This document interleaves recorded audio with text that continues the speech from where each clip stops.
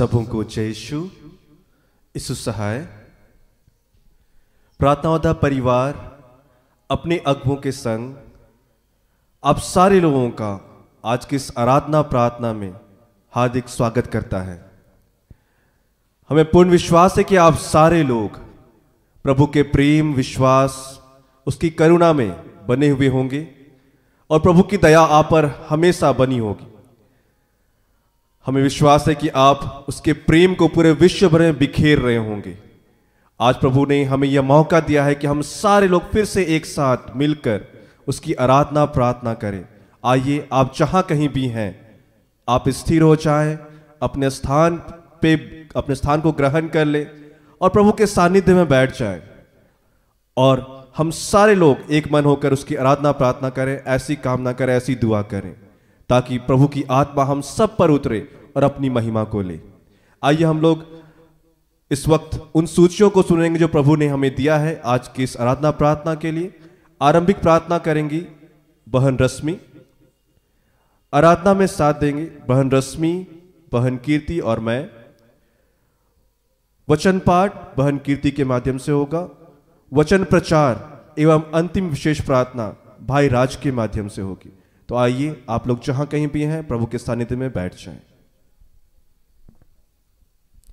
जितने लोग यहाँ उपस्थित हैं खड़े हो जाएंगे।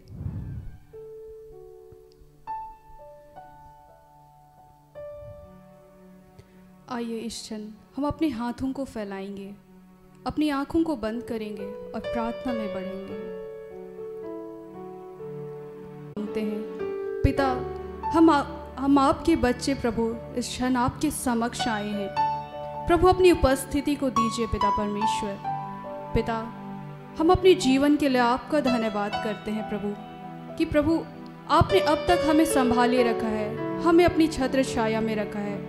आज के इस पूरे दिन के लिए प्रभु हम आपका धन्यवाद करते हैं कि प्रभु हम सुरक्षित पाए जाते हैं। सुबह से लेकर इस क्षण तक प्रभु आपने हम में से हर एक जन को संभाले रखा, हमारे परिवार के सदस्यों को संभाले रखा। पिता, हम आपका धन्यवाद करते हैं। हर एक प्रकार की दुर्घटना, हर परेशानी से प्रभु हमें बचाया, आपका धन्यवाद करते हैं। हे पिता, इस क्षण जब हम आपकी आराधना प्रार्थना के लिए प्रभु इस जगह पर आए हैं, प्रभु हम पर हर एक जन पर अपनी पवित्र आत्मा को उंडेल।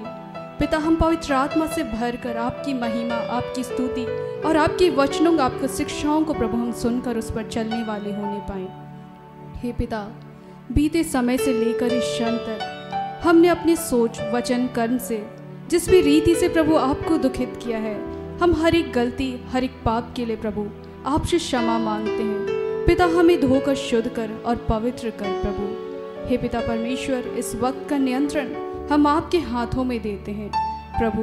इस क्षण में तमाम इंस्ट्रूमेंट, साउंड सिस्टम, हर एक आराधना प्रार्थना को हम आपके हाथों में समर्पित करते हैं।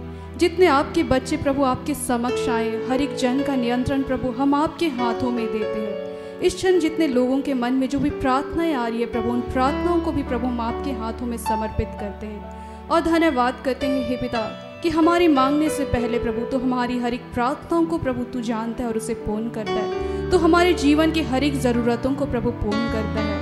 धन्यवाद करते हैं प्रभु हमारे जीवन में जितने भी आशीषों को तूने दिया है पिता, और जिन महान आशीषों को प्रभु तू देगा पिता, उसके लिए भी प्रभु हम आपका धन्यवाद करते हैं। हे पिता, इस क्षण में प्रभु हर आराधना, हर एक प्रार्थना और जिन लोगों को प्रभु तू इस्तेमाल करने जा रहे हैं, हर एक जन को आपके हाथों में समर्पित करते हैं और हर एक प्रार्थना को मांगते हैं पिता यीशु के नाम से। इन्हें दया से सुन और स्वर्ग के राज्य में ग्रहण कर।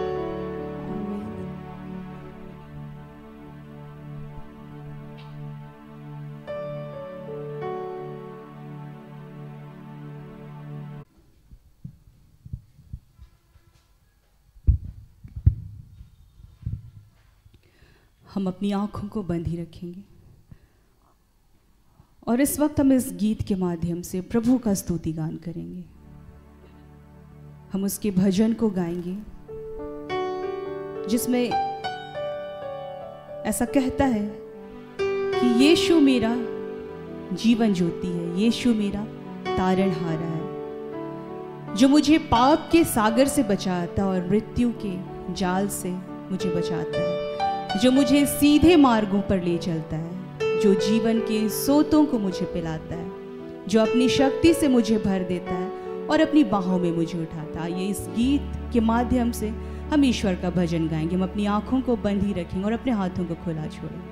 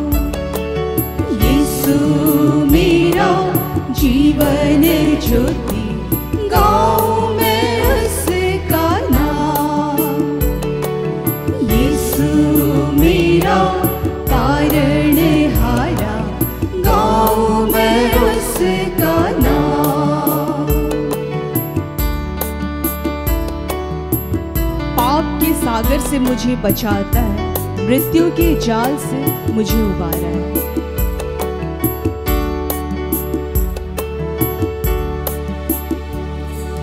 पाप के सागर से मुझे बचाता है, पाप के सागर से मुझे बचाता है, मृत्यु के जाल से मुझे उबारा है, मृत्यु के जाल से मुझे उबारा है। यीशु मेरा जीवन ज्योति, गाऊं मैं उसका नाम। यीशु मेरा तारणहारा, गाऊं मैं उसका नाम। सीधे मार्गों में मुझे चलाता है, जीवन स्रोतों में मुझे पिलाता है।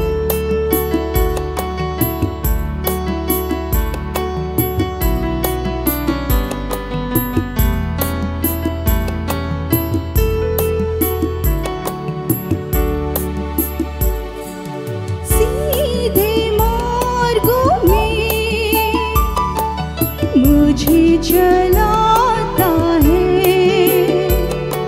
सीधे मार्गों में मुझे चलाता है, जीवन स्रोतों में मुझे पिलाता है, जीवन स्रोतों में मुझे पिलाता है। यीशु मेरा जीवन ज्योति, गाऊं मैं उसका नाम। यीशु मेरा तारणहारा, गाऊं मैं उसका नाम। अपनी शक्ति से मुझे भर देता है, अपनी बाहों में मुझे उठाता है।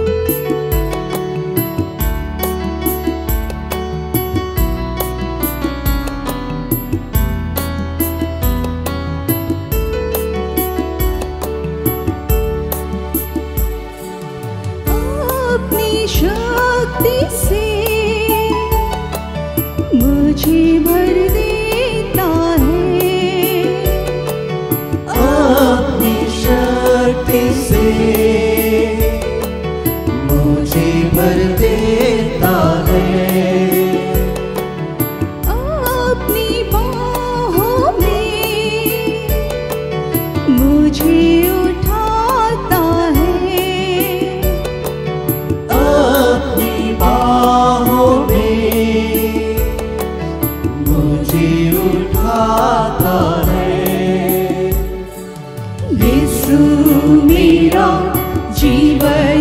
ज्योति, गाऊं मैं उसका नाम। यीशु मेरा तारणहारा, गाऊं मैं उसका नाम। यीशु मेरा जीवन ज्योति, गाऊं मैं उसका नाम। यीशु मेरा तारणहारा, गाऊं मैं उसका नाम। गाऊं मैं उसका नाम, गाऊं मैं उसका नाम। हम अपनी आंखों को बंद ही रखेंगे और इस समय हम प्रभु के आदर में एक और गीत को गाएंगे। वो ईश्वर कितना भला है, वो ईश्वर कितना महान है, जिसने हमें कई सारी आशीषों से नवाजा है। हमारे सोचने से भी ज़्यादा, हमारे मांगने से भी ज़्यादा, जो कितना अद्भुत है, कितना महान है। उसने हमें कई सारी आशीषों से नवाजा है। आज हम उन्हें धन्यवाद दें। आइए हम एक और गीत को गाएंगे।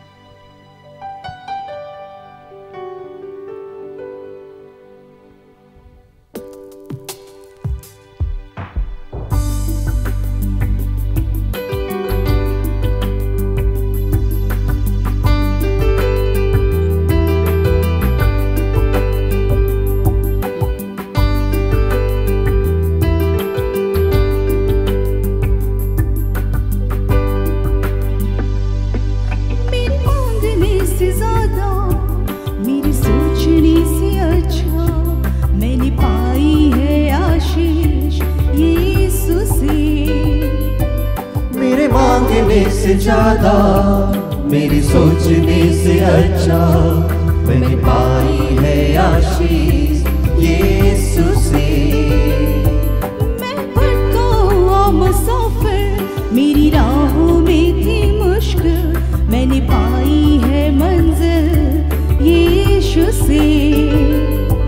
मैं भटका हुआ मुसाफिर, मेरी राहों में थी मुश्किल, मैंने पाई है मंजिल यीशु से। मेरे मांगने से ज्यादा, मेरी सोचने से अच्छा, मैंने पाई है आशीष यीशु से। मैं भटका हुआ मुसाफिर, मेरी राहों में थी मुश्किल, मैंने पाई है मंजिल यीशु से। मेरे मांगने से ज्यादा,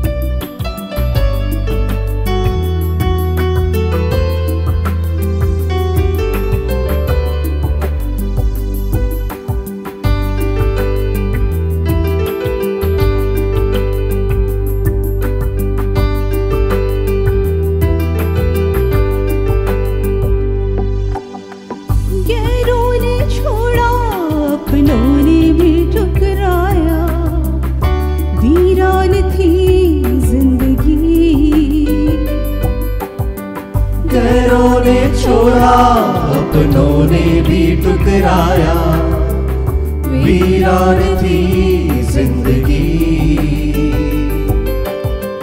आंखों में आंसू, तन्हाइयों की रातें, मुश्किल में थी जिंदगी। आंखों में आंसू, तन्हाइयों की रातें, मुश्किल में थी जिंदगी। तूने अपना लहू बहाया, गुनाहों को मेरे धोया, मैंने पाई है माफी यीशु से। तूने अपना लहू बहाया, गुनाहों को मेरे धोया, मैंने पाई है माफी यीशु से। मैं भटका हुआ मुसाफिर, मेरी मैंने पाई है मंजिल यीशु से, मेरे मांगने से ज्यादा।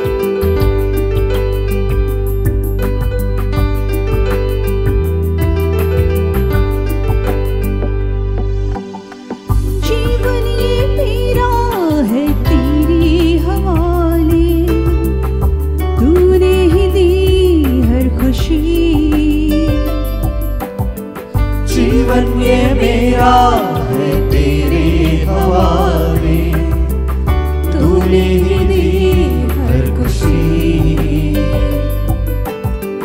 जाऊं जहां मैं दूं तेरी गवाही, कितना अच्छा है तू मसीह। जाऊं जहां मैं दूं तेरी गवाही, कितना अच्छा है तू मसीह। तूने बाहें फैलाई, मुझको दे दी चंगाई, मैंने पाई है शाफी यीशु से। तूने बाहें फैलाई, मुझको दे दी चंगाई, मैंने पाई है शाफी यीशु से। मैं भटका हुआ मुसाफिर, मेरी राहों में थी मुश्किल, मैंने पाई है मंजिल यीशु से। मेरे मांगने से ज्यादा, मेरे सोचने से अच्छा, मैंने पाई है आशीष यीशु से। मैं भटका हुआ मुसाफिर, मेरी राहों में थी मुश्किल, मैंने पाई है मंजिल यीशु से। मेरे मांगने से ज्यादा।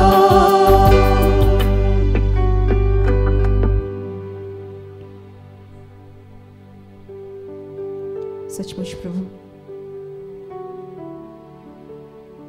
आपकी कृपा, आपकी करुणा, आपकी दया प्रभु महान है। हम आपको किस किस बात के लिए धन्यवाद दें प्रभु। हे प्रभु,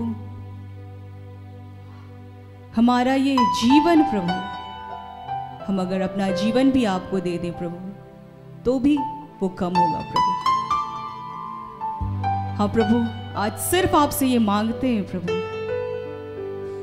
कि हमें सिखाइए प्रभु कि हम सब जितना आपने हमसे प्रेम किया है प्रभु, हम सब आपके प्रति प्रभु उतने ही ज्यादा ईमानदार हो सके, हम आपसे भी उतना ही स्नेह रख सके प्रभु, हम आपसे उतना ही जुड़े रहे प्रभु, हम अपने आप को उतना ही ज्यादा आपके प्रति समर्पित करें प्रभु, हम उतना ही ज्यादा आपके प्रति आज्ञाकारी बने रहें प्रभु।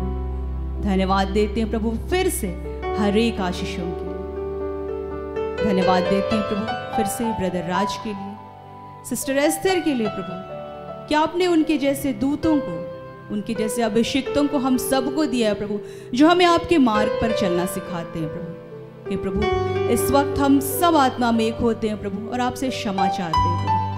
हाँ प्रभु, आपके मार्ग में चलने का प्रयास करते हुए प्रभु कई बार हमसे गलतियां होती है, कई बार, लेकिन प्रभु सच में आपका प्रेम इतना महान है प्रभु कि आप हमेशा हमें क्षमा करते हैं। ये आपकी कृपा होती है प्रभु कि हम आपके निकट आते हैं प्रभु और आप हम सबको अपने गले से लगाते हैं। धन्यवाद देते हैं प्रभु कि आपने हमारी आराधना को, हमारी प्रार्थना को ग्रहण किया है और इस प्रार्थना को प्रभु हम आपके बेटे उद्धार करते हैं यीशु मसीह के नाम से मांग लेते हैं। दया से सुनिए और स्वर्ग के राज्य में ग्रहण कीजिए। आमीन। हम सब बैठ जाएंगे।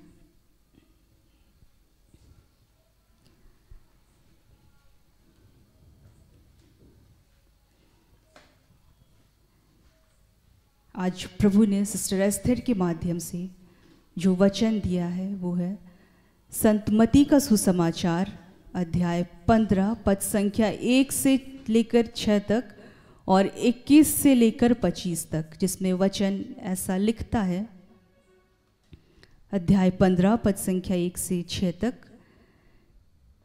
यरूशलेम के कुछ फरीसी और शास्त्री किसी दिन ईसा के पास आए और यह बोले, आपके शिष्य पुरखों की परंपरा क्यों तोड़ते हैं? वे तो बिना हाथ धोए रोटी खाते हैं। ईसा ने उन्हें उत्तर दिया, और तुम लोग अपनी ही परंपरा के नाम पर ईश्वर की आज्ञा क्यों भंग करते हो? ईश्वर ने कहा, अपने पिता और अपनी माता का आदर करो, और जो अपने पिता या अपनी माता को शाप दे उसे प्राण दंड दिया जाए। परंतु तुम लोग कहते हो कि यदि कोई अपने पिता या अपनी माता से कहे, आपको मुझसे जो लाभ हो सकता था वह ईश्वर को अर्पित है, तो वह फिर अपने पिता या अपनी माता को कुछ नहीं दे सकता है। इस प्रकार तुम लोगों ने अपनी परंपरा के नाम पर ईश्वर का वचन रद्द कर दिया है। 21 से लेकर 25 तक। ईसा ने वहां से विदा होकर तीरुस और सीदोन प्रांतों के लिए प्रस्थान किया। उस प्रदेश की एक कनानी स्त्री आई और पुकार पुकार कर कहती रही, प्रभु, दाऊद के पुत्र, मुझ पर दया कीजिए, मेरी बेटी एक अबदूत द्वारा बुरी तरह सताई जा रही है। ईसा ने उससे उत्तर नहीं दिया। उनके शिष्यों ने पास आकर उनसे यह निवेदन किया, उसकी बात मानकर उसे विदा कर दीजिए, क्योंकि वह हमारे पीछे पीछे चिल्लाती आ रही है। ईसा ने उत्तर दिया, मैं केवल इज़राइल के घराने की खोई हुई भेड़ों के पास भेजा गया हूँ। इतने में उस स्त्री ने आकर ईसा को दंडवत किया और कहा, प्रभु, मेरी सहायता कीजिए। यहाँ तक यह प्रभु की वाणी है। ईश्वर को धन्यवाद।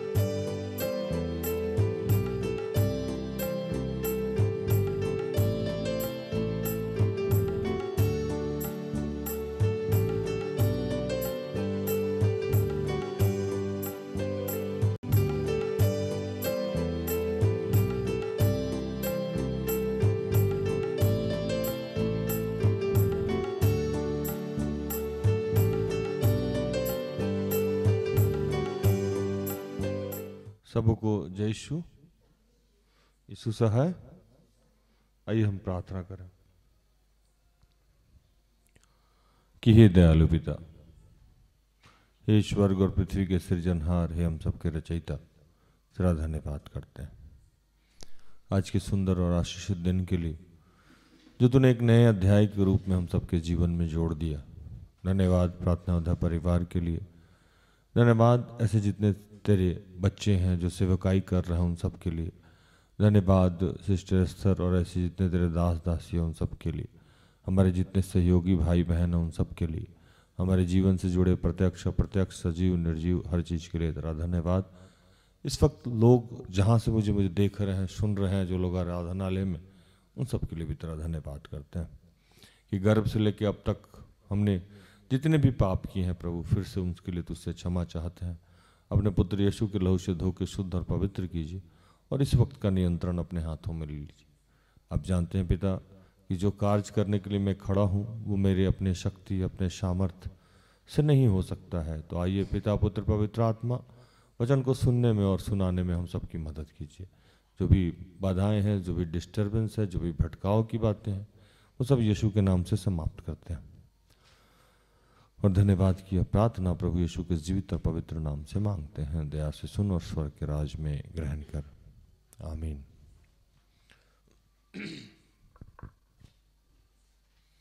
आज जो यहाँ वचन मिला वो मती 15:1 से 6 और उसी का 21 से 25। वचन तो आप लोग सुन ही लिए हैं, लेकिन फिर भी पढ़ते हैं।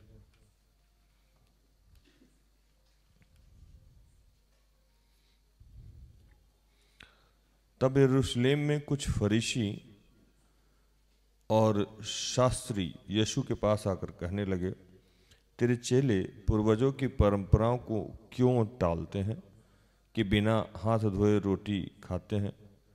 उसने उनको उत्तर दिया, तुम भी अपनी परंपराओं के कारण क्यों परमेश्वर की आज्ञा टालते हो? क्योंकि परमेश्वर ने कहा, अपने पिता और अपनी माता का आदर करना, और जो कोई पिता या माता को बुरा कहे वो मार डाला जाएगा। पर तुम कहते हो कि यदि कोई अपने पिता या माता से कहे कि जो कुछ तुझे मुझसे लाभ पहुंच सकता था वो परमेश्वर को भेंट चढ़ाया जा चुका है, तो वह अपने पिता का आदर ना करे। इस प्रकार तुम अपनी परंपराओं के कारण परमेश्वर का वचन टाल देते हो।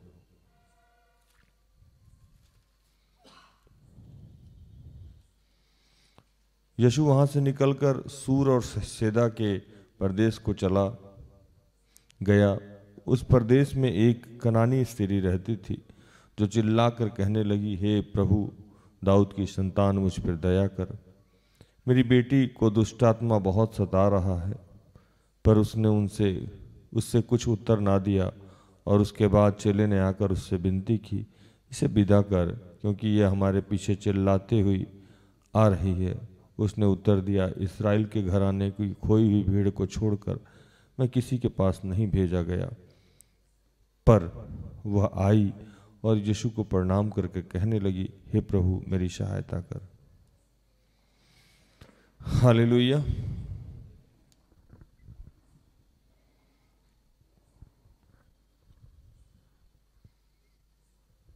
इस चीज से जिस पे आज मैं बोलने जा रहा हूं, पवित्र आत्मा के सामर्थ्य से, मैं त्रस्त रहा हूं बचपन से। क्या रहा हूं? त्रस्त। परंपरा, रीति रिवाज, सिस्टम, कल्चर अच्छी बात है, माननी चाहिए, लेकिन वचन कहता है कि तुम सत्य को जानोगे और सत्य तुम्हें स्वतंत्र करेगा। जब आप सत्य को जान जाते हैं और फिर भी आप स्वतंत्र नहीं हैं, ये दुखदाई बात। क्या है? ये दुखदाई है, ये कष्ट की बात है। आज हमारे जितने भी लोग हैं जो यीशु को जान गए हैं, फिर भी आज वो स्वतंत्र नहीं है। और मैं चूंकि किसी और परिवार से, मतलब मैं बाय बर्थ क्रिश्चियन तो हूँ नहीं, तो मैं आया हूँ यहाँ, और जब मैं देखता हूँ तो मैंने ये देखा कि रीति रिवाज, कल्चर, ये सब लगभग वही है जो मेरे धर्म में था। कुछ भी अलग नहीं है यहाँ। और इस बात से मैं थोड़ा सा परेशान और हैरान हो जाता हूँ। अब तो मैं निकल जाता हूँ, नहीं तो पहले मुझे लगता था अजीब कि मैंने जो चीज़ मैं वहाँ देखता था अपने परिवेश में, अपने समाज में, वो सारी ही चीज़ें लगभग यहाँ में देखने को मुझे मिलता। आज पुलपिट के माध्यम से पूछता हूँ कि ये कैसी स्वतंत्रता? मुझे लगता है कि हम पूरी तरह विश्वासी नहीं हुए। हम आधा विश्वासी हैं और आधा दूसरी जाति और धर्म का पालन करते हैं। जैसे कोई आदमी सरना धर्म को, क्योंकि मेरा मानना है, और मानना क्या है, ये सच्चाई भी है कि कोई ना कोई आपके घर में, आप एक जनरेशन पहले जाओ, 2 जनरेशन पहले जाओ, 3 जनरेशन पहले जाओ, 4 जनरेशन पहले जाओ, 5 जनरेशन पहले जाओ, इससे ऊपर नहीं। यही कोई आपका एक जनरेशन होगा, आपके दादाजी, आपके परदादाजी, जो क्रिश्चियन धर्म अडॉप्ट किए होंगे। हाँ या नहीं? कोई ना कोई हुआ होगा। अब हुआ क्या कि वो कृष्ण धर्म को अडॉप्ट कर लिए, यीशु मसीह को मान लिए, लेकिन अपनी जो परंपराओं को वो निर्वाहन कर रहे थे, उसको वो छोड़ नहीं पाए। मतलब एक हाथ से वो यीशु का क्रूस पटके हुए हैं, पकड़े हुए हैं, और दूसरे इधर हाथ से वो अपनी परंपराओं को भी पकड़े हुए, छोड़ ही नहीं रहे। और हम अपने लाभ के लिए, कुछ लोग ऐसे बैठे हुए हैं जो अपने लाभ के लिए या अपने व्यापार के लिए या पता नहीं क्या है वो, जिसको मैं कभी भी समझ नहीं पाता हूँ कि क्यों गलत शिक्षाओं को फैलाते हैं, क्यों आप ऐसी बातों को कहते हैं जिससे हमारे आज विश्वासी भाई बहन लोग पूर्णतः स्वतंत्र नहीं हो पाते। रीति रिवाज मानना अच्छी बात है, परंपरा अच्छी बात है मानना, इसके लिए कहीं बाइबल भी मना नहीं करता और यीशु मसीह भी मना नहीं करते हैं। लेकिन रीति रिवाज के नाम पे जो हम आज गलत चीज़ों को फैला रहे हैं, गलत बातों को फैला रहे हैं, उससे यीशु को इनकार है। हम जो लोग उजाले में आ गए हैं, जो लोग रोशनी में आ गए हैं, उनको कहीं ना कहीं हम फिर से अंधेरे में धक्का दे रहे हैं। आया नहीं? सही है कि नहीं? हम फिर कहीं ना कहीं उनको रोशनी के बजाय, जो लोग रोशनी में आ रहा है, बहुत मुश्किल से आया है, बहुत मुश्किल से किसी को सत्य की प्राप्ति होती है। और इस बात को मैं जानता हूं कि बहुत मुश्किल से सत्य की प्राप्ति होती है, बहुत मुश्किल से हम अंधेरे से उजालों की तरफ आते हैं, और हम रीति रिवाज और परंपरा के चक्कर में फिर हम उधर उसी अंधेरे में डाले जा रहे हैं जिससे हम निकल के आए हुए हैं। नाम बदल जाता है, परिवेश बदल जाता है, भेष बदल जाता है, भूषा बदल जाता है, लेकिन कहीं ना कहीं से हम फिर वहीं पहुंच जाते हैं जहां से हम निकल के आए हुए थे। हमको पूर्णतः अंदर से बदलना होगा। क्या करना होगा?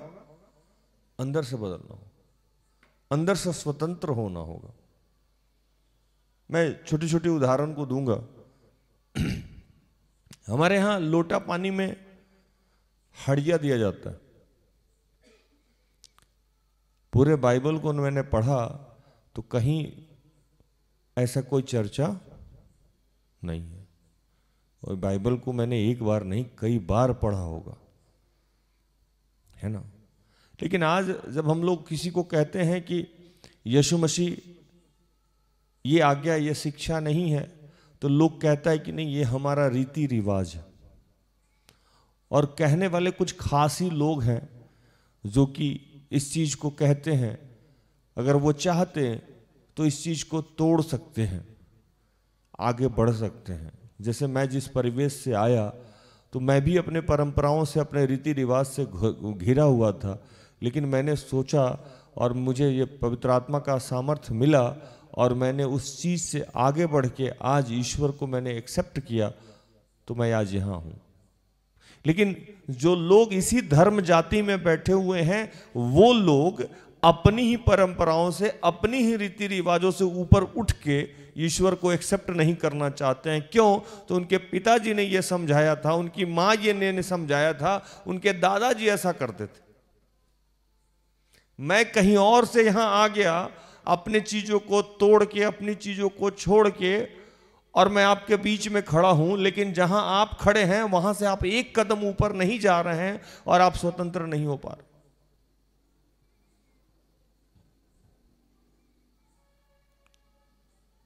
कुछ दिन पहले मैं किसी बच्ची का लोटा पानी यहां कर रहा था। मुझे लगता है कि पहला और आखिरी लोटा पानी होगा जो आराधनालय से मैं कंडक्ट किया। मैं यहां बैठा था, कुछ लोग आए, बोले कि लोटा पानी है, हड़िया तो चलेगा ही चलेगा।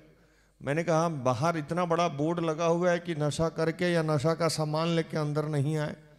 कहने लगे कि यीशु दाखरस पहला बनाया था, आप कैसे प्रचारक हैं कि दाखरस मना कर रहे हो। मैं बताऊं कि दाखरस और शराब में बहुत फर्क होता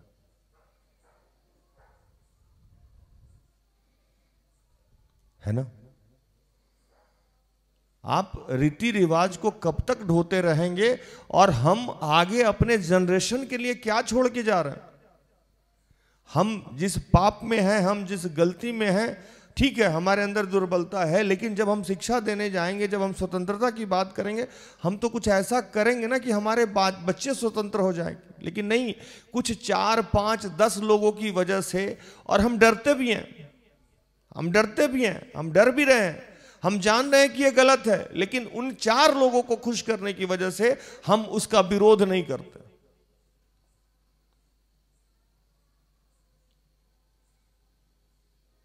हम वो 4 लोगों को खुश करने की वजह से इसका विरोध नहीं कर पाते हैं, और हम ये भूल जाते हैं कि अगर वो 11 प्रेरित जो यीशु मसीह को मानने वाला था, वो भी अगर यही बात सोचता तो उस समय के जो फरीसी लोग थे उनका वो विरोध नहीं कर सकता था, और वो जानता था कि ये लोग मारते हैं हमको, हाँ या नहीं, मारते ना। लेकिन नहीं, इसके बावजूद भी वो सत्य को बताता रहा। आज हम इतनी बड़ी संख्या में हैं, लेकिन हम 4 लोगों से डर जाते हैं, 5 लोगों से डर जाते हैं, 10 लोगों को से डर जाते हैं, और हमारे यहाँ लोग आके कहते हैं कि जाने दीजिए ना, परंपरा है, निर्वाहन करने दीजिए, और इस चक्कर में हम गलत का साथ देते हैं। मैंने एक बहुत छोटा सा उदाहरण दिया, लोटा पानी में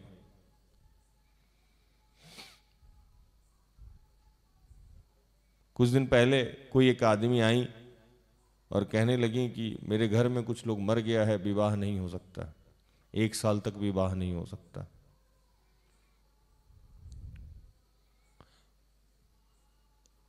ये मेरे धर्म में भी होता था, मैं जिस धर्म से आया हूं, मेरे यहां भी कोई मर जाता था तो 13 दिन या 14 दिन पे श्राद्ध होता था उसका, 9 दिन के बाद 9 केस होता था जिसमें नाखून काटते थे हम लोग, है ना, और 13 दिन के बाद 14 दिन के बाद एक हम लोग आराधना प्रार्थना रखते थे, पूजा रखते थे, जिसमें ब्राह्मण लोग आया करते थे, भोजन किया करते थे, समाज के लोग खाया करते थे, और उसके 1 साल तक हम लोग ये मानते थे कि घर में कोई शुभ काम, आप भी यही मानते हैं?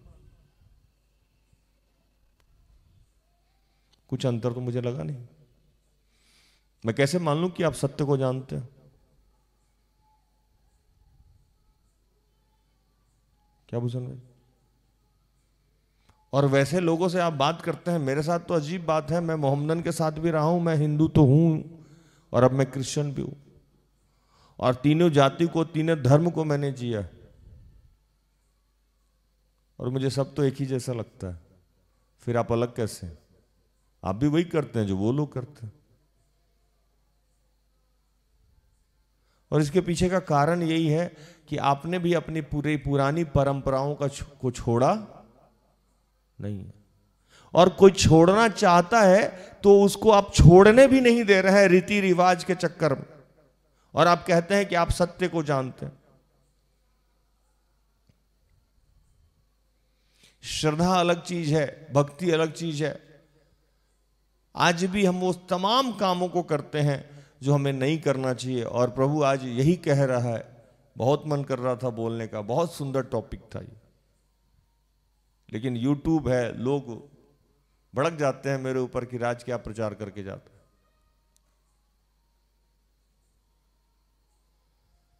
मुझे याद है कि हम लोग के धर्म में जब महिलाएं मां बनती हैं तो उनको 4 दिन, 5 दिन, 7 दिन तक कोई शुभ काम करने नहीं दिया जाता। मैं यहां भी देखा हूं बहुत सारे लोगों को कि महिला मां बनती हैं तो कोई शुभ काम नहीं करने दिया जाता। मैंने यहां भी लोगों को देखा है कब्र पे चावल चढ़ाते हुए, 9 दिन जाते हुए। मुझे कोई फर्क ही नहीं नजर आता। ये सब होता है कि नहीं? है होता है ना। कुछ भी अंतर मैंने नहीं देखा, कुछ भी अंतर नहीं देखा। नाम बदल गया है, काम वही है। नाम बदल गया है, काम वही है। कुछ भी अलग नहीं है। सबका नाम बदला हुआ है, लेकिन काम वही हो रहा है। और प्रभु इसी चीज को तोड़ा था। यीशु क्या किया था? इसी चीज को तोड़ा था और समझा रहा था, और जिस पे आज हम बात कर रहे हैं।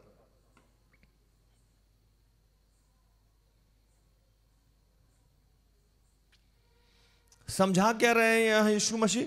समझा रहे हैं कि यहां इस कहानी को जब हम लोग पढ़ेंगे तो लिखता है कि यीशु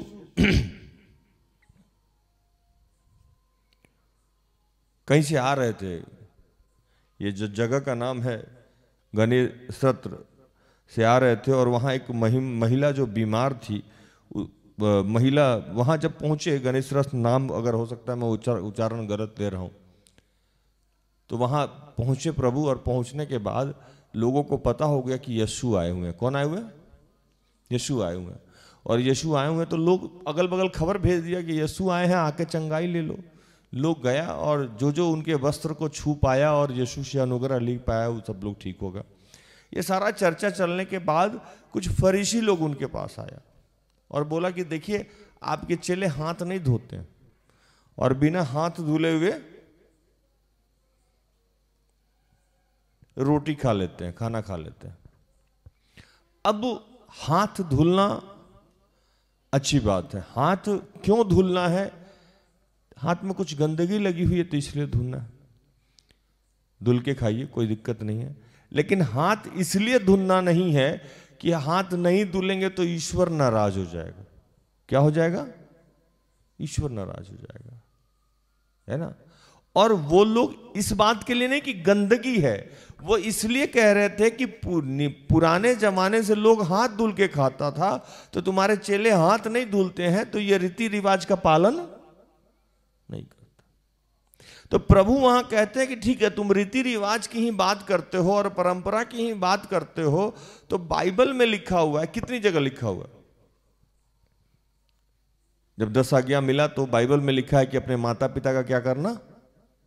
आदर करना। ठीक है, मेरी बात तुम नहीं मानो, तुम पुरानी ही बात मानो, तुम मूसा के व्यवस्था पे ही चल रहे हो, ठीक है, मैं मान गया। लेकिन जब माता पिता के आदर करने की बात आती है तो तुम उसमें मॉडिफाई कर दिए हो। क्या मॉडिफाई कर दिए हो? कि तुम कहते हो कि कोई आदमी अगर प्रभु को दान दशमांश दे और जो खर्चा माता पिता पे करना है वो उठा के अगर ईश्वर को दे दे, मतलब ईश्वर को कैसे देते हैं हम? ईश्वर को देने के बदले में उस समय के फरीसी को जाके दे देते थे, है ना। तो वो माता पिता का सेवा नहीं करे तो चलेगा। तो प्रभु कहे कि तुम अगर यहां कहते हो कि हाथ धो के खाना जरूरी है तो फिर वहां उस नियम को क्यों तोड़ देते हो? तुम अपनी सुविधा के अनुसार, अपने लाभ के अनुसार सारे कामों को करते हो। हालेलुया, समझ में आया? और आज भी हमारे कुछ लोग ऐसे बैठे हुए हैं कि अपने लाभ के लिए हमें उल्टा पुल्टा चीजों को क्या करते हैं? समझाते हैं। आज भी हमारे परिवार में लोग हैं, हमारा मसीही परिवार जो है, विश्वासी परिवार है, आज भी लोग वहां जाते हैं और कहते हैं कि आपके घर को बांधने की जरूरत है। क्या करने की जरूरत है? बांधने की जरूरत है। और नहीं बांधिएगा तो 3 दिन में आपके घर में मुसीबत आ जाएगा। और ताज्जुब तो वो बात की है कि वो कहते हैं और हम मान भी लेते हैं और हम अपने घर को क्या करते हैं? बांध देते हैं, बनवान देते हैं, पैसा देते हैं 11,000 21,000 कितना रुपया। आज भी लोग बाइबल में पैसा रख के प्रार्थना करते हैं और हम ऐसा करने भी देते हैं। हम आंख रहते हुए क्या हो गए हैं? अंधे हो गए। कोई आदमी अगर हमें गलत शिक्षा देता है तो हमारे पास ये पवित्र शास्त्र है कि नहीं है? ये तो हर घर में है। और आपको पुराना नियम अगर नहीं समझ में आता है तो नया नियम तो बड़ी आसानी से आपको समझ में आ जाएगा। जो लिखा है उसको समझ लीजिए, उसमें कहीं लिखा है तो वो मान लीजिए। क्या कर लीजिए? मान लीजिए। बाइबल में लोग मरे हैं कि नहीं मरे हैं? नए नियम में मरे हैं ना। मरने के उपरांत क्या क्या करना है ये बाइबल में कहीं चर्चा है? नहीं है। रहता ये जो है बाइबल में चर्चा वो पुराने नियम में है। कब है? पुराने नियम में। बहुत गहराई से इसे समझना है। हम नए और पुराने नियम में हमें हमारे ही गुरुओं ने फंसा दिया है। क्या किया है? फंसा दिया। हमें बेसिकली जो नए नियम में यीशु ने समझाया है उसको ज्यादा तरजीह देना है। क्या करना है? उसको ज्यादा समझना है और जानना है। क्योंकि यीशु ने बहुत सारे चीजों को मॉडिफाई किया, आके उसने सरल बना दिया। जैसे अगर पुराने नियम की बात करें आज, चूंकि आज का टॉपिक ही थोड़ा सा टफ है। पुराने नियम में बलि प्रथा थी। क्या थी? बलि प्रथा थी ना, कि हम याजक के पास जाते थे और भेड़ बकरी बैल लेके जाते थे और देते थे तो हमारी पापों से हमारी मुक्ति होती थी। लेकिन यीशु के आने के बाद ये क्या हुआ? समाप्त हो गया। आज भी हमें कोई आके कहे, और कहता ही है लोग, कुछ लोग आता है सेवकाई के नाम पे कहता है मुर्गा चाहिए, है ना? क्या भूषण भाई? चावल चाहिए, अक्षत चाहिए, अगरबत्ती चाहिए, मोमबत्ती चाहिए, इतना पैसा चाहिए, और हम दे देते हैं। और वो कहीं से पुराने नियम से कोई वचन खोल के निकाल के हमको पढ़ा भी देते हैं और हम मान भी लेते हैं। हाँ या नहीं? वही काम ये लोग कर रहे हैं ना जो यहां फरीसी कर रहा था, जिस पे प्रभु ने कहा कि तुम अपने माता पिता का आदर करने के लिए लिखा गया है, लेकिन तुम उसको कहते हो कि माता पिता में जो पैसा खर्चा करना है अगर वो ईश्वर में खर्चा कर दो तो माता पिता में खर्चा करने की जरूरत नहीं है। क्या किया इसने फरीसियों ने? उसको अपने अनुसार घुमा के लोगों को कह दिया। अब यहां भी आज भी वैसे ही हो रहा है, और तकलीफ जो करा रहा है उससे नहीं है, तकलीफ हमको उनसे है कि जो कर रहा है। आप भी कर रहे हैं, और कर इसलिए रहे कि आप डरे हुए हैं। आप कैसे स्वतंत्र हैं? प्रभु की जो बेसिक शिक्षा है, आज्ञा है, प्रभु पुराने नियम में लिखा था कि जो व्यभिचार करे उसको पत्थर से मार के क्या करो? मार डालो। लेकिन नए नियम में प्रभु ने तो क्षमा करने की बात कही है, और क्षमा किया भी है उन्होंने, यीशु ने।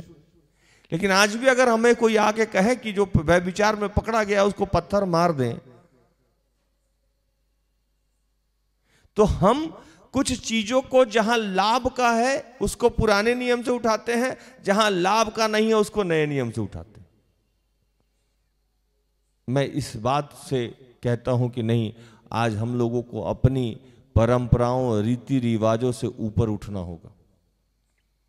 परंपरा निभाइए, जरूरी है, कोई दिक्कत नहीं है, लेकिन अगर वो परंपरा, वो रीति रिवाज हमारे और हमारे ईश्वर के बीच में बाधा उत्पन्न कर रहा है, तो वैसे रीति रिवाज और परंपरा को क्या करना होगा? तोड़ देना होगा। तोड़ देना होगा कि नहीं तोड़ देना होगा? तोड़ देना होगा, नहीं तो आज हमें ईश्वर की प्राप्ति नहीं होगी, कभी भी नहीं होगी। आज हमारा समाज, हमारा परिवेश इसीलिए फंसा पड़ा हुआ है। हम सोचते हैं कि हमारी तरक्की क्यों नहीं हो रही है, हमारी उन्नति क्यों नहीं हो रही है, हमारे जीवन में बदलाव क्यों नहीं हो रहा है। तो हम कुछ ऐसे रीति रिवाज में, हम कुछ ऐसे सिस्टम में फंसे हुए हैं जो बाइबल के शिक्षा के अनुसार नहीं है। ये हमारे जो पूर्वज बैठे हुए हैं और सांसारिक शिक्षा के अनुसार है, लेकिन बाइबल के शिक्षा के अनुसार है नहीं। आज हम विश्वासी हो गए हैं, लेकिन हमारा कर्म विश्वासी की तरह नहीं है। मैं यूथ क्लास में कहानी सुनाता था, मुझे याद आ रहा है, मैं उसको कह के आगे के वचन में चलूं। एक घर था जहां विवाह में नियम था कि लड़की के बेड के नीचे बिल्ली को काट के रख देना है, मार के रख देना। क्या नियम था? बिल्ली को मार के, काट के, विवाह में जहां लड़की बैठी रहती है, लड़की का जो रूम है उसके नीचे रख देना। यही नियम था। जब भी किसी बेटी का विवाह होता था तो लोग एक बिल्ली ढूंढता था और बिल्ली को मारता था और टोकरी में ढक के उस रूम में रख देता था जिस रूम में लड़की रहती थी, मतलब वधू रहती थी। और लोगों का मानना था कि ऐसा नहीं करने पे ये चीज अशुभ हो जाएगा, हानि हो जाएगा, है ना। जब कुछ पूर्वज लोग उस घर के मिले तो उनसे मेरे ही टाइप का कोई लड़का भिड़ गया, बोला ये क्या सिस्टम, इसका सच्चाई बताइए। तो पता लगा कि उस घर की हिस्ट्री थी कि किसी दिन उस घर में विवाह हो रहा था। क्या हो रहा था? विवाह। तो विवाह के दरमियान में दही, दूध एक स्टोर में रखा हुआ था जहां सारा खाने का सामग्री रखा जाता है, तो वहां रखा हुआ था। तो उसी दरमियान में दरवाजा खुला हुआ छूट गया था। तो एक बिल्ली रानी कहीं से घूमती हुई आई और दूध या दही में मुंह लगा ली। तब तक स्टोर इंचार्ज जो स्टोर खाने पीने का निगरानी कर रहा था वो आया, वो देखा, वो बोला इसके मुंह में तो दूध दही लगा हुआ है, अगर ये बाहर चली गई तो लोग सोचेगा कि ये सब जूठा है, कोई खाएगा नहीं, और इतना बड़ा सामग्री हम फेंक नहीं सकते हैं। तो वो क्या किया कि बिल्ली को मारा और पकड़ा। मारने और पकड़ने के दरमियान में बिल्ली क्या हुई, मर गई। जब बिल्ली मर गई तो वो सोचा कि इसको कहां ले जाके फेंके, शादी ब्याह का घर है, तो उसको सबसे शांत और सुरक्षित रूम लगा लड़की का, जहां कोई आता जाता नहीं है। तो उसने क्या किया कि उसके बेड के नीचे उसको टोकरी में ढक दिया, ताकि जब जगह खाली हो जाएगा तो हम ले जाके इसको फेंक देंगे या गाड़ देंगे। और ये उस घर की क्या हो गई, परंपरा हो गई। हमारे पूर्वज ने कब किस स्थिति में कौन सा काम किया था ये हमें नहीं पता है, बस उन्होंने किया, हम उसको फॉलो करते रहते। तुम सत्य को जानोगे और सत्य तुम्हें स्वतंत्र करेगा, हम तोड़ ही नहीं पा रहे। पहले टेलीग्राम का जमाना था, आज भी हमें टेलीग्राम करना चाहिए। हमारे पूर्वज टेलीग्राम करते थे, हमें भी टेलीग्राम करना चाहिए। पहले लोग बैल से चलता था, बैलगाड़ी से, और पैदल टमटम पे चलता था। आज भी हमें पैदल गाड़ी, बैलगाड़ी और टमटम पे चलना चाहिए। क्यों हम चलते हैं हवाई जहाज, है ना। पहले वो दिया जलाते थे हम लोग, वो जो सीसी में कपड़ा लगा के मिट्टी तेल जला के हम लोग जलाते थे। आज भी हमें वही काम करना चाहिए। हम तो बल्ब जलाएं, बल्ब से ट्यूब पे आए, ट्यूब से एलईडी पे आ गए, यहां क्यों बदलाव कर लिए, है ना। वहां हम दिया से लालटेन पे आए, लालटेन से हम लैंप पे आए, और लैंप से हम आज यहां पहुंचे हुए हैं। पहले हम घर में, मुझे याद है कि पुआल से खाना बनता था। पुआल समझते हैं ना आप, पुआल ऐसे डालते थे, एक लकड़ी रखते थे, मम्मी उसको ऐसे झाड़ झाड़ के अंदर लगाती थी, तो पुआल से खाना बनता था। कुछ घरों में देखते थे कि शीशम का पत्ता इकट्ठा करके जलाया जाता था। आज गैस हुआ, और गैस तो पहले लाइटर से, माचिस से जलाते थे, उसके बाद लाइटर आया। आज तो ऐसा गैस है कि बटन दबाइएगा जल जाता है। नहीं बदलना चाहिए ना ये सब चीज को, हमको तो वही रहना चाहिए था जहां थे। पहले हम लोग धोती पहनते थे और साड़ी। आप लोग को सबको साड़ी और धोती में कल से आना चाहिए, परंपरा तो वो भी है। लेकिन नहीं, हम लोग बहुत तेज लोग हैं।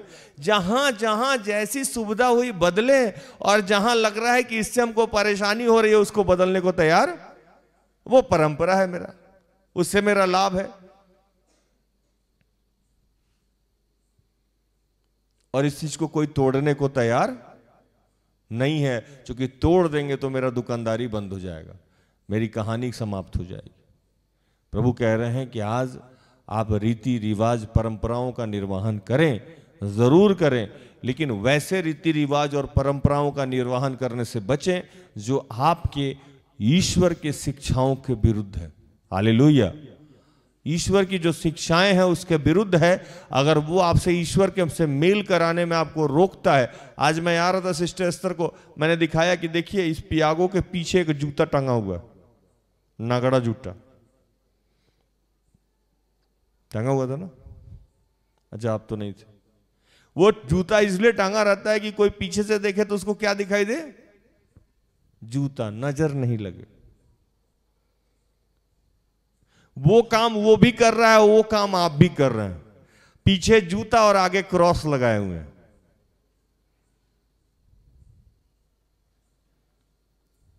मैं अभी एक सुतबंधन में गया था, एक छोटा सा बच्चा था वहां, उसके पैर में ना इतना मोटा काला धागा बांधा हुआ था।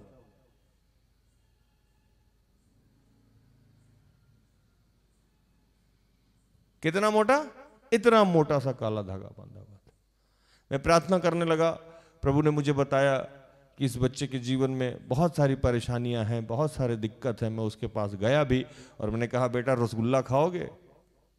मैं जान के उसके पास गया और बाद में मेरी अगुआ बोली कि उसकी माँ आई और कहने लगी कि इस बच्चे के लिए प्रार्थना कीजिए। मैं उसकी माँ से मिलने वाला हूँ 2 4 5 दिन 10 दिन के बाद, और मैं उनसे कहने वाला हूँ कि धागा खोल दीजिए, परेशानी समाप्त हो जाएगी। क्या फर्क है? धागा तो दूसरा भी बांधता है, हम भी बांधते हैं। नीचे पैर में धागा और ऊपर गला में, वाह! आप किसको बेवकूफ बना रहे हैं? अपने आप को कि ईश्वर को? अपने आप को। टॉपिक ऐसा है कि बहुत कुछ बोला जा सकता है, लेकिन भावना आप समझिए कि आप वैसे रीति रिवाज और परंपराओं का निर्वहन करने से बचिए। मैं बार बार इस बात को कह रहा हूं, रीति रिवाज परंपरा का निर्वहन करें। यीशु ने भी कहा कि परंपराओं का मैं निर्वहन करने आया हूं, मैं उसका त्याग करने नहीं आया हूं। लेकिन वैसे रीति रिवाज परंपराओं का निर्वहन ना करें जो आपके ईश्वर की शिक्षा और आज्ञाओं का उल्लंघन करता है। आप कंट्रोवर्सी में फंसने से बचें। अभी एक बच्चा था जो अभी कहीं सेवकाई कर रहा है, मैं वेदी में बैठा हुआ था और वो सिस्टर अस्तर्स को समझा रही थी। वो माता पिता से झगड़ा किए हुआ था। कैसे लोग फंसाता है वचन में, मैं आपको बताऊं। अपने माता पिता से झगड़ा किया था और वो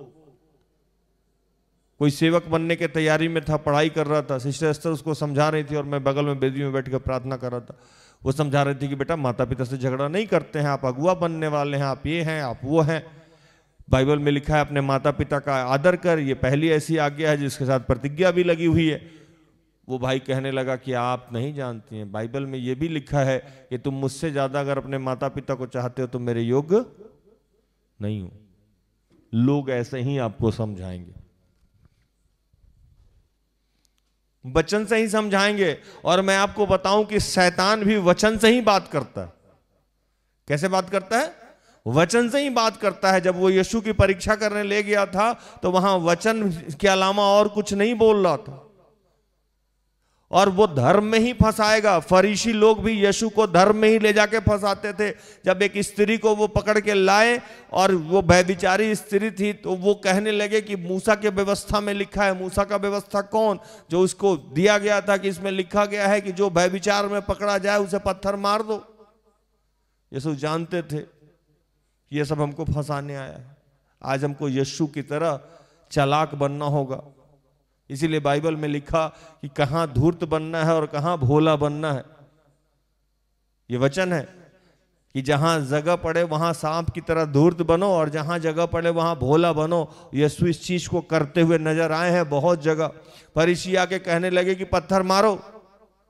यीशु झुक के कुछ लिखने लगे और कहें कि ठीक है पत्थर मारेंगे। अब डायरेक्ट डिनाई तो कर नहीं सकते थे, वो जानते थे कि सब झगड़ा करेगा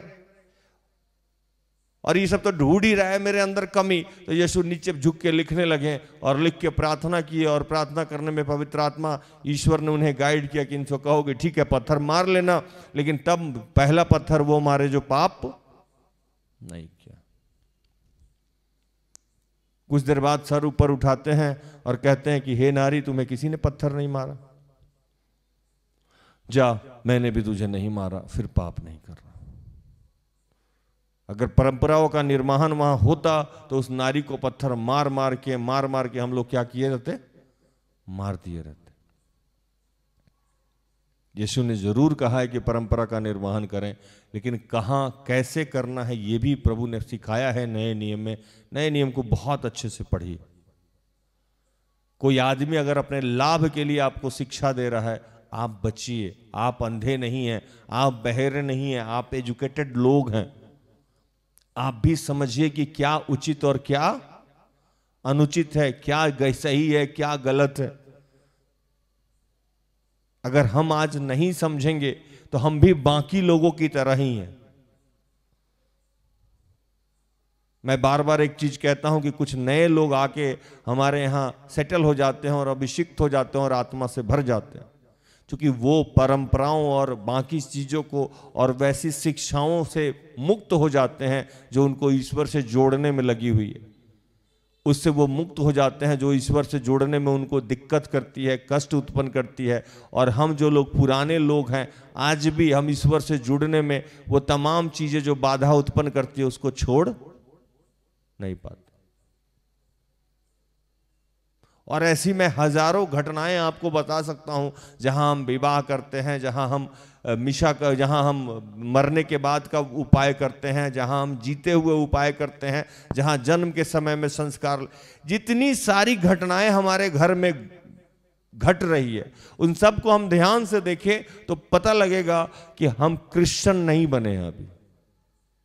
हम या तो सरना थे, हम या तो हिंदू थे, या तो हम मोहम्मदन थे। हम आधा छोड़े हैं और आधा पकड़े, पूरी तरह हम छोड़े उसको नहीं।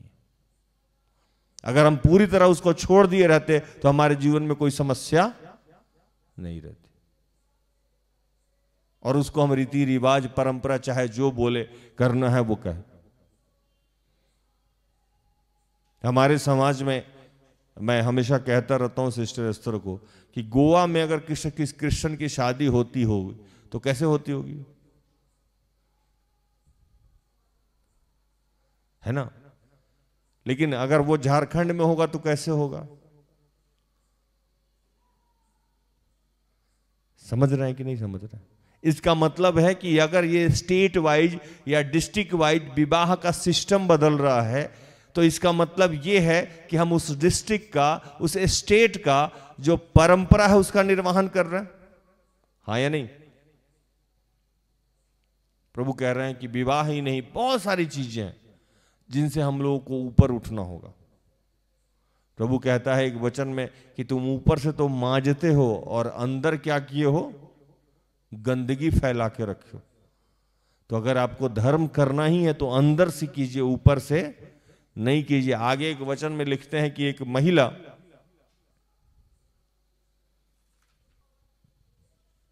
महिला जो परेशान थी, जिसका दूसरे बाइबल में पढ़ेंगे इसको, दूसरे बाइबल मतलब कि ये आपको मत्ती का है, मत्ती 15:21 से लेके 25 तक। लेकिन जब आप इसको मरकुस में पढ़ेंगे तो वहां आपको मिल जाएगा, मरकुस 7 में।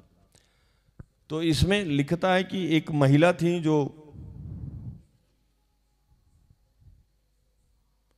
काफी परेशान थी, उनकी बेटी बीमार थी, दुष्ट आत्मा से ग्रसित थी, और यीशु के पास वो गईं और उनके चेले कहने लगे कि प्रभु बहुत चिल्ला रही है, हे दाऊद की संतान हम पे दया कर, हे दाऊद की संतान हम पे दया कर। और प्रभु पहले डिनाई कर देते हैं कि नहीं, अभी हम ये नहीं कर सकते हैं, क्योंकि वहां कहते हैं कि जो भटकी हुई भेड़ है, भटकी हुई भेड़ वो किसी खास समुदाय को कह रहे थे कि उसको छोड़ के हम किसी और के लिए अभी काम नहीं कर सकते हैं, फर्स्ट ऑफ ऑल हम इसका काम करते हैं। फिर भी वो चिल्लाती रही। तो पहले वचन में आज प्रभु कह रहे हैं कि आप जहां हैं, जिस जगह पे हैं, वहां कोई भी वैसा परंपरा, कोई भी वैसा रीति रिवाज, मैं बार बार इस बात को कह रहा हूं, परंपरा और रीति रिवाज को निभाएं, जरूर निभाएं, लेकिन वो परंपरा और वो रीति रिवाज जो आपको ईश्वर से अलग कर रही है उसको आपको छोड़ना ही होगा, उसको आपको तोड़ना ही होगा। अगर आप उसको नहीं छोड़िएगा, आप उसको नहीं तोड़िएगा, ईश्वर की प्राप्ति आपको नहीं होगी। ये जब तक आप समझिएगा नहीं इस बात को, तब तक आपको ईश्वर की प्राप्ति नहीं होगी। आपको उनसे ऊपर उठना होगा। और दूसरे वचन में कह रहे हैं कि आप चाहे जिस धर्म जाति से हैं, आप जहां से आए हुए हैं, कोई कितना भी कहे कि यीशु मसीह आपको नहीं मिल सकता है, आप बपतिस्मा नहीं पाए हैं, आप किसी चर्च के मेंबर नहीं हैं, आप ये नहीं है, आप वो नहीं है, आपको ये सुनने की जरूरत नहीं है। आप सिर्फ चिल्लाइए प्रार्थना में, ईश्वर आपको मिल जाएगा। हालेलुया। आप सिर्फ पुकारिए, वो सबका ईश्वर है, वो सबका यीशु है, वो सबके लिए आया था। कितना भी आपको कोई रोके उससे मिलने के लिए, कितना भी रोके आपको उससे जुड़ने के लिए, वो सबका ईश्वर है। सारी पृथ्वी के लोग उसके हैं, कोई पहले कोई बाद में, ये जरूर हो सकता है, लेकिन वो बारिश धूप ये सब के लिए निकालता है। हो सकता है कि हम बाद में हो सकता है कि हम पहले हो सकता है कि एलिया नबी का पहले समय था, एलीशा का बाद था, हो सकता है कि दाऊद का पहले समय था, सामुएल का, सुलेमान का बाद में समय रहा, हो सकता है साउल का पहले समय रहा, दाऊद का बाद में समय रहा हो सकता है मूसा का पहले समय रहा हो, यीशु का बाद में समय रहा हो, है ना। हो सकता है यीशु आए 3 साल सेवकाई किए, उसके बाद पतरस सेवकाई किए, उसके बाद पौलुस सेवकाई किए। समय और काल आपका आगे पीछे हो सकता है, इस चक्कर में नहीं पड़ना, आपको पुकारते रहना है। हालेलुया। क्या करना है? पुकारते रहना है। कोई बाधा, कोई रुकावट आपको ईश्वर से मिलने में और ईश्वर से जुड़ने में नहीं रोक सकती। हो सकता है कि आप व्यभिचार में हैं, हो सकता है कि आप नशा में हो सकता है कि आप गलत कर्म कर रहे हैं। प्रभु कह रहा है कुछ भी नहीं, ये आपको रोक नहीं सकता है। आपकी प्रार्थना सुनी जाएगी। और इसके आगे के वचन में आप जब पढ़िएगा, इसी में वो इतनी ना चिल्लाई कि प्रभु ने वहां कहा कि जा, घर जा, तेरी बच्ची दुष्ट आत्मा से स्वतंत्र हो गई। हालेलुया। कई बार यीशु मसीह भी अगर बोले आके कि हम तुम्हारी प्रार्थना को अभी नहीं सुनेंगे, तब भी प्रार्थना करते रहना, क्योंकि वो दयालु है। तो प्रभु कह रहे हैं कि आप वैसी परंपरा से जो आपको ईश्वर से जुड़ने में रोकती है, आपको अलग होना होगा। आज अगर आप नहीं जगेंगे, कल के डेट में फिर दूसरा जनरेशन इसी में फंसा रहेगा, फिर तीसरा जनरेशन उसी में फंसा रहेगा। आज हम ईश्वर के बारे में अगर हम चलने का प्रयास नहीं करते, तो मेरी पत्नी भी चलने का प्रयास नहीं करती, मेरी बेटी भी नहीं चलती। अगर आज हम हिम्मत नहीं किए होते, तो आज मेरे घर में जो बाकी लोग हैं वो शायद ईश्वर को नहीं जानते। विश्वास कर तो तू और तेरा घराना उद्धार पाएगा। तो कुछ हिम्मत आज हम लोगों को करना होगा। डर लगेगा, लोग विरोध करेगा, समस्याएं आएंगी, लेकिन ये समस्याएं यीशु मसीह के साथ भी आई थी, उनके शिष्यों के साथ भी आई थी। आपके साथ भी थोड़ी बहुत समस्याएं आएंगी, लेकिन वैसे परंपराएं और वैसे रीति रिवाज जो आपको ईश्वर के शिक्षा और आज्ञाओं से अलग करती है, उसको आपको तोड़ना होगा। और चाहे जो जितना भी आप बड़े समस्या में हो, चाहे आप जिस जाति धर्म से हो, आप प्रार्थना कीजिए, प्रभु आपकी प्रार्थना को सुनेगा। प्रभु इन सारे वचनों से आप सबको और मुझे भी आशीषित करे। आमीन। आइए हम आखिरी प्रार्थना में जाएंगे।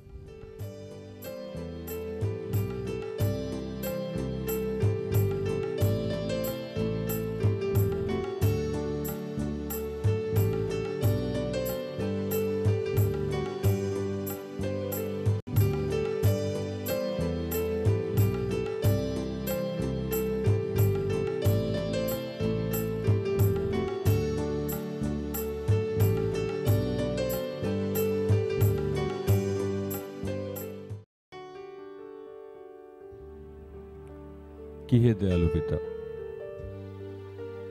प्रभु हम सबको अपने रोशनी में नहाने दे प्रभु, हम सबको शुद्ध और पवित्र कर प्रभु।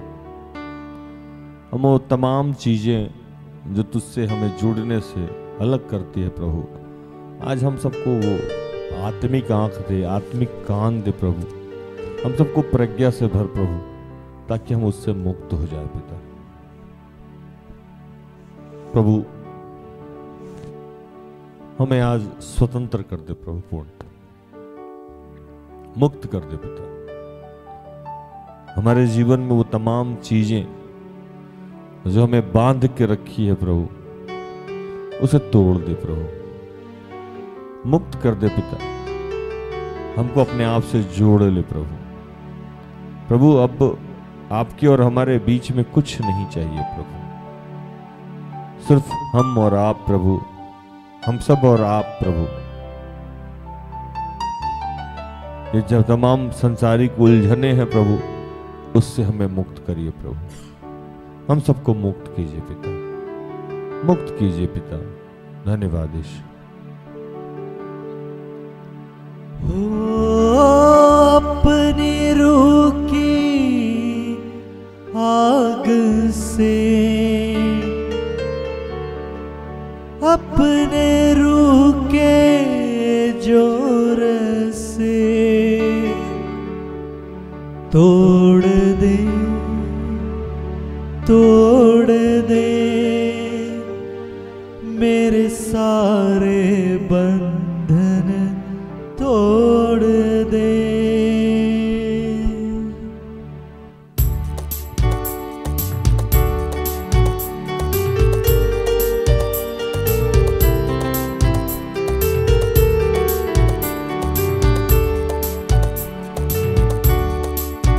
तोड़ दे मेरे सारे बंधन, तोड़ दे मेरे सारे बंधन, तोड़ दे मेरे सारे बंधन, तोड़ दे मेरे सारे बंधन, तोड़ दे अपने रूह की आग से, अपने रूह की आग से, अपने रूह के जोर से, अपने रूह के जोर से तोड़ दे मेरे सारे बंधन, तोड़ दे हे दयालु पिता, इस वक्त जितने लोग मुझे देख रहे हैं, सुन रहे हैं प्रभु, उन सब के लिए मैं अपनी अगुआ सिस्टर एस्तर के साथ मिलके और अपने जितने सहयोगी भाई हैं उन सब के साथ मिलके प्रार्थना करता हूँ प्रभु कि उन्हें तुम सत्य की प्राप्ति हो जाए प्रभु। आज वो तमाम बातें जो आपसे जुड़ने में उन्हें रोकती है प्रभु, उनके जीवन से आज तोड़ दे प्रभु। पूरे भारतवर्ष को, पूरे विश्व को तेरे हाथों में समर्पित करते हैं प्रभु। हमारे जितने रखवाले हैं, हमारे जितने अगुए हैं, चाहे वो जिस भी रूप से हमें गाइड करते हो, प्रधानमंत्री हो, राष्ट्रपति हो, किसी चर्च के पासवान हो प्रभु, हम सबको प्रभु अपने नियंत्रण में प्रभु। और आज हम सिर्फ प्रभु स्वतंत्रता की मांग करते हैं पिता, तेरा धन्यवाद करते हैं। कर मदद तू मेरी हरदम, कर मदद तू मेरी हरदम, भर दे मेरा हर एक जख्म, भर दे मेरा हर एक जख्म, कर मदद तू मेरी हरदम, कर मदद तू मेरी हरदम, भर दे मेरा हर एक जख्म, भर दे मेरा हर एक जख्म, तू मुझे आज चंगा कर, तू मुझे आज चंगा कर, तोड़ दे मेरे सारे बंधन, तोड़ दे हे दयालु पिता, फिर से तेरा धन्यवाद करते हैं प्रभु कि तूने मुझे अपने राज्य के विस्तार के लिए चुना है प्रभु। तूने मुझे अंधेरे से निकाला है प्रभु, मुझे वो रोशनी दिया है प्रभु, जिस रोशनी को मैं पूरे विश्व में फैला सकूं प्रभु। इसलिए तेरा धन्यवाद करते हैं। जो कृपा तूने मुझ पे की है प्रभु, वो तमाम तेरे बच्चों के लिए आज मांगते हैं प्रभु। सब कुछ आपके हाथों में समर्पित करते हैं। इन तमाम प्रार्थना को प्रभु यीशु के जीवित और पवित्र नाम से मांगते हैं। दया से सुन और स्वर्ग के राज में ग्रहण कर, आमीन। तो धन्यवाद प्रभु, आप सबको आशीष दे। आशा करते हैं कि आज के प्रार्थना से, आराधना से, वचनों की उद्घोषणा से और अंतिम प्रार्थना से प्रभु ने आप सबको स्पर्श किया हो। मैं फिर से कहूं कि मैं परंपराओं के खिलाफ नहीं हूं। वैसी परंपराएं जो आपको ईश्वर की शिक्षाएं और आज्ञाएं से अलग करती है, उनसे बचें। वैसे लोगों से भी अपने आप को बचाएं जो आपको ईश्वर की शिक्षा और आज्ञा को तोड़ के, मरोड़ के अपने लाभ के लिए सिखाता है। आपके पास बाइबल है, उसमें नया नियम है, यीशु ने क्या कहना है, क्या करना है, कैसे जीना है, ये सब कुछ सिखाया है। आप सिर्फ नया नियम को भी पढ़ ले तो आपकी समस्याएं समाप्त हो जाएगी। तो अपने आप को बचाएं और आने वाले अपने जनरेशन को भी सत्य बताएं, कहानी नहीं सुनाएं। और कोई भी कुछ कहता है तो उसका तथ्य क्या है ये बताएं। तो कल संध्या में हमारी आपकी फिर से मुलाकात हो जाएगी। तब तक के लिए स्वस्थ रहें, सुरक्षित रहें, सरकारी नियमों का पालन करें, प्रभु के आदेश का पालन करें। जैसा मैं रोज कहता हूं कि हम सब में बहुत सारी दुर्बलताएं हैं, कृपया क्षमा करें और हमारे लिए प्रार्थना करें। प्रार्थना द परिवार अगर आपके किसी भी काम आता है तो कृपया हमें संपर्क करें। हम सब अपने आप को धन्य समझेंगे। प्रभु आपको आशीष दे। जय यीशु, यीशु सहाय, praise the Lord, good night, good bye.